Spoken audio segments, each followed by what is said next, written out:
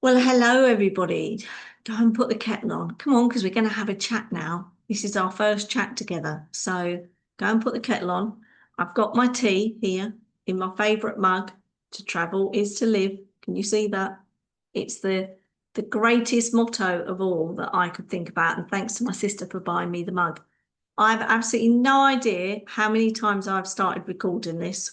I've probably said about 50 times. Stop the camera 20 times and told myself I can't possibly do a YouTube. But then I thought perhaps that's exactly what starting over at 62 looks like. It's not polished, it's not perfect, it's just someone having a go. And that's really what I wanted to talk about today because I never imagined I'd be starting over again at 62. And if you'd asked the 20-year-old me what life would have looked like at this age, I probably would have said that 62 sounded very, very old. I'd have imagined that life was mostly behind me by then. And, I would have been traveling the world on cruises, seeing amazing places, staying at great hotels, collecting memories, taking a lot of photographs. But the funny thing is, when you get here, you don't feel old at all. In your head, you're still 20. Come on, admit it. I'm sure you're thinking the same. You still have the dreams and you still have the plans and you still think about all the places you'd like to see and the things you'd like to do. It's just that every now and then your back hurts, your shoulder hurts, and the other part of you that just reminds you you're not 20 anymore. Life has a wonderful way of changing your perspective, whether you like it or not, doesn't it? Anyway, Yorkshire tea in the mug today, because I do like a bit of Yorkshire tea. For me, I think the real turning point came after a car accident last year. It was in August, and it wasn't just the accident. It was one of those moments that made me stop for a minute and take stock of everything. I've been in Yorkshire since 2022. I come from Kent, and I'm genuinely grateful for this experience, this chapter in my life, because it's taught me so much about myself, taught me independence, it's taught me a lot of resilience. So much has happened, and it's taught me that I could survive on my own. But it's taught me something else. You see, one of the greatest treasures in life isn't possessions, money, your car, your house, whatever. It's about having good people around you, friends, family, support network. Hopefully you can relate to this. And people to laugh with and have a cup of tea with, and sometimes just sit with and watch something rubbish on Netflix with. And I realised for me it was time to go home to Kent and start that next chapter. And it was a big decision. These things don't always happen overnight, but once a decision is made, decision is made. And when I say that I'm starting over, I don't mean that in a sad way, because I think starting over is about acceptance on some levels. Your acceptance that nothing lasts forever. Just doesn't, does it? Acceptance that life moves in seasons. And I guess this one has been a bit of a mixture of all seasons. And acceptance that sometimes we have to let go of a chapter before we can discover the next. The old door closes, another one opens, and what's meant for you won't go by you. And where did all those sayings go? My mum used to have a lot of sayings. Used to be a lot of sayings when I grew up. And perhaps the lovely thing about starting at 62 is I'm not starting empty-handed. I've got every lesson, every mistake, and there's been a lot of those. Every adventure, I do like an adventure. Every friendship, every disappointment, every little success, and perhaps a little bit more of wisdom. So I'm taking the 62 years of life with me and seeing what I can create next. And over the years, or over the past few years, I've tried all sorts of things. Trust me, I'm definitely a trier.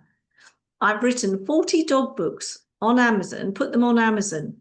I'll do a little tea and chat and tell you all about that, like on another tea and chat, because it was good fun, good fun.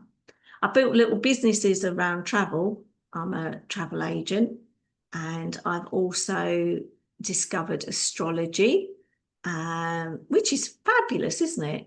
Who knew all about these planets and star signs? And yeah, it's a whole different world.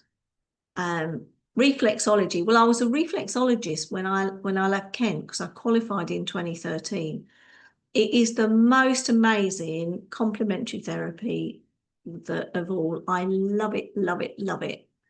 And it has the most amazing results. I'm gonna go back to that in Kent and expand it. And like I do believe in doing lots and lots of courses and making it my own. I'm not very good at just following stuff and letting it be like that.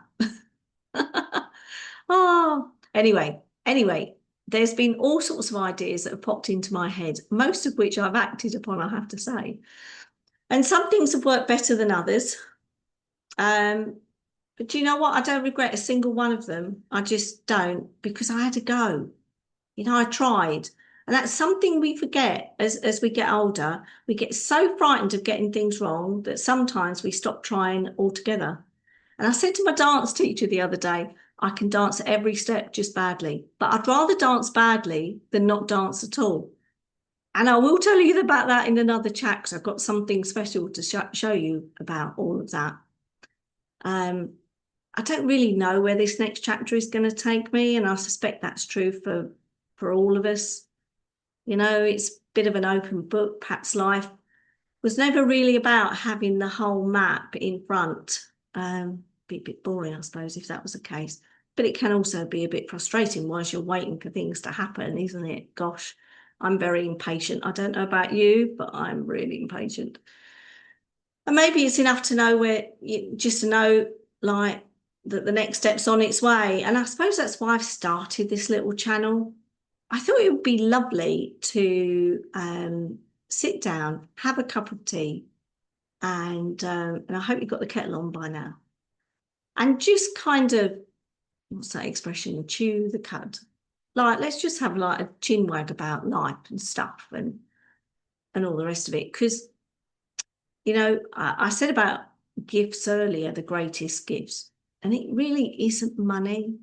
Do you know what it is? I've come to this conclusion. Maybe this is a little bit of my inner wisdom, I don't know, but it's time. It's time. That's the greatest gift of all. It's the time that you take to sit down, maybe sit down with your friend, a loved one, and anyone really, your neighbour. It's time to listen, share stories, laugh, remember. It's all about time. That's what you remember the most, like when all is said and done. And it's time to realise that maybe we're not the only ones wondering where life went and what happens next. So that's exactly where I am right now.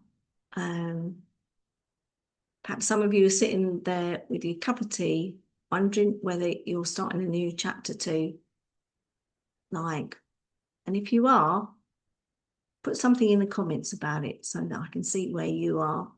Because it's all about sharing, isn't it? And anyway, that's my story. I'd love to know where you're at, whether you're 22, 62, put the kettle on. As I say, leave me a comment. And if you'd like to follow me or join me, rather, not follow me, for more tea and chats, I'm going to try and do a tea and chat on a Wednesday and a Sunday. So do subscribe to my channel.